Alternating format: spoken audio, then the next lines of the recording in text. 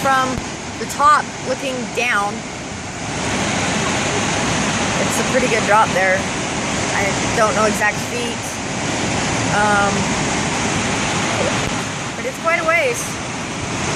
If you look, it's a pretty awesome canyon going up that way that it's carved through the desert there. That looks pretty awesome. It really does. And then there is the San Francisco Peaks over by Flagstaff that we were looking at earlier. So yeah, we are on a viewing platform that's built out here. It's just a little cement thing. Give people a safe place to look at the falls and